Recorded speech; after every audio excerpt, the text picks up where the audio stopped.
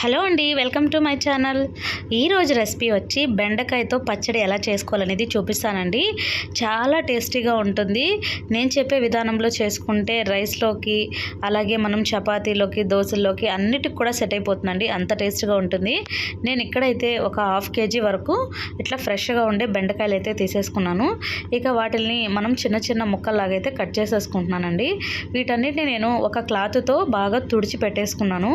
ఇవి కడిగామంటే బాగా జిగటగా ఉంటుంది కదా, సో అందుకనేసి వాటిని క్లాత్తో అయితే నీట్గా క్లీన్ చేసేసుకోవాలండి.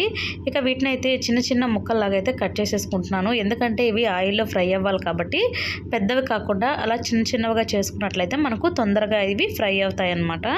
సో వీటన్నిటిని కూడా కట్ చేసేసుకొని పక్కన పెట్టేసేసుకోవాలి. సో చూసారు కదా, ఇట్లా మరీ ఎంత చిన్నగా లేదు, అలాగని మరీ పెద్దగా లేదు, మీడియం సైజులో అయితే కట్ చేసేసుకున్నాను.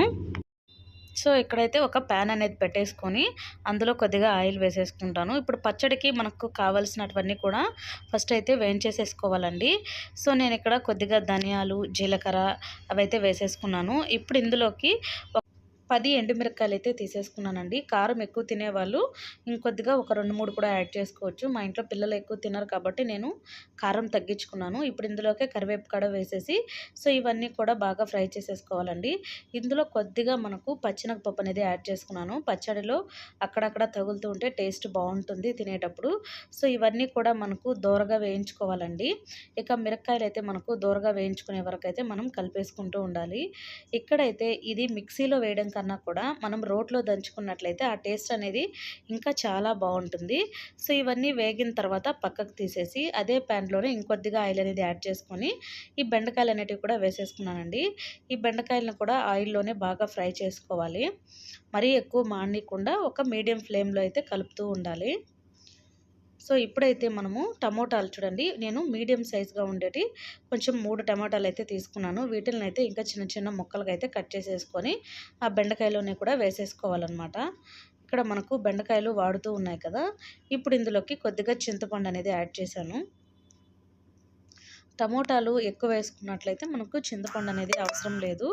నేను ఇక్కడ టమోటాలు 3 వేసాను కదా, సో అందుకని చింతపండు అనేది యాడ్ చేశానండి.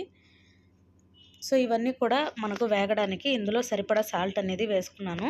సాల్ట్ వేసామంటే టమోటా అనేది బాగా వేగుతుంది. సో అందుకనైతే సాల్ట్ వేసాను. ఇవన్నీ బాగా వేగేంత వరకు క్యాప్ అనేది క్లోజ్ చేసేసుకొని ఒక 10-15 నిమిషాల వరకు అయితే మనము వీటిని బాగా వేగనివ్వాలండి. చూసారు కదా, ఆల్మోస్ట్ మనకి ఇక్కడ టమోటా కూడా బాగా మగ్గుతూ ఉంది. సో ఇలా టమోటా బాగా మగ్గిపోయేంత వరకు అయితే మనం ఫ్రై చేసేసుకోవాలి. ఈ పచ్చడి అనేది చాలా బాగుంటుందండి. ఆ రైస్లోకి కొద్దిగా నెయ్యి వేసుకొని వేడివేడి అన్నంలో తింటూ ఉంటే చాలామందికి బెండకాయలు అంటే అస్సలు ఇష్టం ఉండదు. సో కర్రీలో కాకుండా ఇలా పచ్చడిలా చేసుకున్నప్పుడు ఎవరైనా కూడా ఖచ్చితంగా ఇష్టపడతారు. సో ఇవి బాగా చూడండి, ఆల్మోస్ట్ మనకు బెండకాయ కూడా ఆయిల్లో బాగా ఫ్రై అయింది. అలాగే టమోటాలు కూడా సాఫ్ట్గా అయిపోయాయి మనకు ఇందులోనే. సో ఇంకో ఒక 2 నిమిషాల వరకు పెట్టుకొని అయితే ఇంక దీన్ని దించేసేసుకుంటాము. ఆల్మోస్ట్ ఇక్కడ మనకు రెడీ అయిపోయిందనమాట పచ్చడికి కావాల్సినటువన్నీ కూడా. సో ఇప్పుడైతే నేను రోట్లోనే ఇది రోటి పచ్చడి చేస్తున్నాను కాబట్టి ఫస్ట్ మనం వేయించుకున్నాం కదా ఎండుమిర్చి, ఇవన్నీ కూడా వీటిని అయితే ముందు పౌడర్ లాగా చేసేసుకోవాలండి. రోటి పచ్చళ్ళు ఏది చేసుకున్నా కూడా టేస్ట్ అనేది చాలా బాగుంటుందండి. మనం ఎంత టౌన్లో ఉన్నా కూడా రోటి పచ్చడి అనేది మిస్ అవుతూ ఉంటారు కదా. పల్లెటూర్లలో అయితే కంపల్సరీ రోట్లోనే పచ్చళ్ళు చేస్తారు. టౌన్లో ఉండే వాళ్ళకి కష్టం కదా. సో నేను అందుకనైతే బయట దీన్ని కొనుక్కొచ్చుకున్నాను. ఇంట్లోనే ఎప్పుడైనా తినాలి అనుకున్నప్పుడు రోటి పచ్చళ్ళు అయితే చేసుకుంటూ ఉంటాను. ఇంకా పిల్లలకి మనం చెప్పకపోతే ఎలా తెలుస్తుంది వీటి గురించి, అప్పుడప్పుడు వీటి గురించి మనం చెప్తూ ఉండాలి కదా. సో అందుకు వాళ్ళకు కూడా ఈ వీడియో అయితే మా వాడే తీస్తూ ఉంటాడు, వాడికి చెప్తూ ఉంటాను ఇట్లా రోటి పచ్చళ్ళు చాలా టేస్ట్గా ఉంటాయని. సో ఇక ఇవన్నీ వేసేసుకొని ఇందులో బాగా కలిపేసుకుంటున్నానండి. దీంట్లో నేను ఒక ఆనియన్ కూడా వేసేసాను. ఇక మనకు ఈ బెండకాయలు అనేటివి కొద్దిగా జిగటగానే ఉంటాయి కదా, సో ఇవి ఇంకా దంచుతూ ఉంటే అలా వస్తూ ఉన్నాయి. ఇంకా కారము అలాగే బెండకాయ ఇవన్నీ మిక్స్ అయ్యేలాగైతే బాగా దంచేసుకోవాలి. రోట్లో దంచుకోవడం వల్ల అడ్వాంటేజ్ ఏంటంటే మనకు ఒకటి కరెంటు బిల్ సేవ్ అవుతుంది. రెండోది వచ్చి మనం మిక్సీలో వేసుకున్నామంటే ఏదో పేస్ట్ లాగా సాఫ్ట్గా వస్తుంది. ఇక మనం కచ్చా పచ్చాగా దంచుకున్న అది అంత రుచిగా కూడా ఉండదనమాట.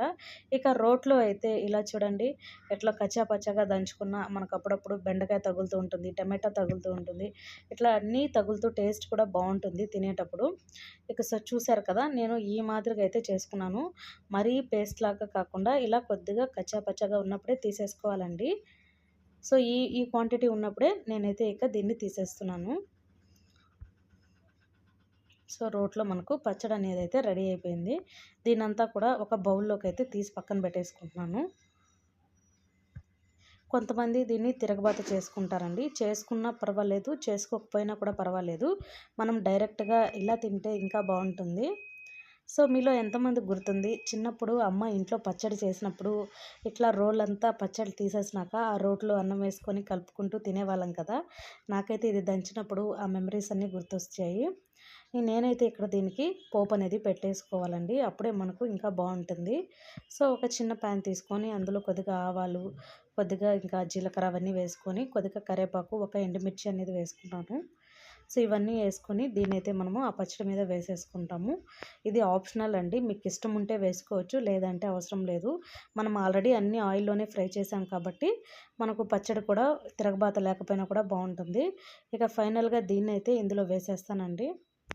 ఇక పిల్లలైతే కారం లేదు, చాలా టేస్ట్గా ఉందని వాళ్ళు కూడా ఎంతో ఇష్టంగా అయితే తిన్నారు. మనం ఏం చేసినా వాళ్ళ కోసమే కదా. సో ఫైనల్లీ నా పచ్చడి అయితే రెడీ అయిపోయింది. సో వీడియో నచ్చితే తప్పకుండా లైక్ చేసి ఛానల్ని అయితే సబ్స్క్రైబ్ చేయండి. ఇలాంటి మరిన్ని వీడియోస్ ఛానల్లో చూడాలంటే పక్కన గంట సింబల్ని అయితే ఆన్ చేసుకోండి. Thank you for watching.